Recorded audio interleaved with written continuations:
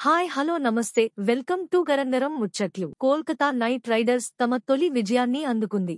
Rajasthan Royals జట్టుతో జరిగిన ఉత్కంఠ భరిత మ్యాచ్లో 8 వికెట్ల తేడాతో ఘన విజయం సాధించింది. కోల్కతా అభిమానులు ఎంతగానో ఎదురుచూస్తున్న ఈ విజయం వారి జట్టుకు కొత్త ఉత్సాహాన్ని తీసుకువచ్చింది. ముందుగా బ్యాటింగ్ చేసిన రాజస్థాన్ రాయల్స్ భారీ స్కోర్ చేయాలనే ఉద్దేశంతో క్రీజులోకి దిగిన కేకేఆర్ బౌలర్లు అద్భుతంగా రాణించారు. టాప్ ఆర్డర్ దారుణంగా విఫలమవడంతో రాజస్థాన్ ఇబ్బందుల్లో పడింది.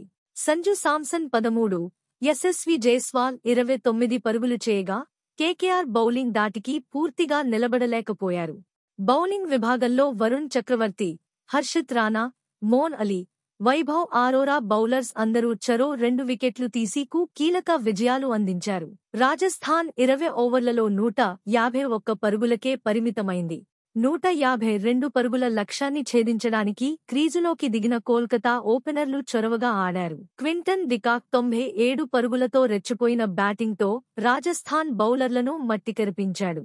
మరో ఎండ్ నుంచి రఘువర్షి 22 పరుగులతో సహాయంగా నిలిచాడు.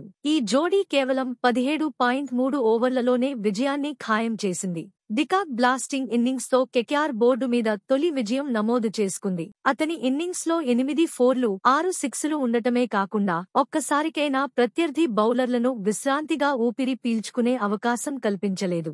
ఈ విజయంతో కేకేఆర్ పాయింట్ల పట్టికలో ముందుకు దూసుకెళ్లింది. టీం మెంటల్ మోరాల్ పెరిగింది. ఇకపోతే రాజస్థాన్ రాయల్స్ వరుసగా రెండో ఓటమిని మూటగట్టుకుంది. కీలక ఆటగాళ్ల ఫామ్లో లేకపోవడం, మిడిలార్డర్ విఫలమవ్వడం రాజస్థాన్ జట్టును కాస్త ఇబ్బందుల్లో పడేసింది.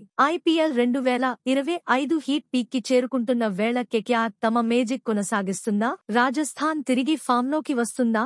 వేచి చూడాలి. మరిన్ని ఇంట్రెస్ట్ వీడియోస్ కోసం మా ఛానల్ని సబ్స్క్రైబ్ చేసుకోండి.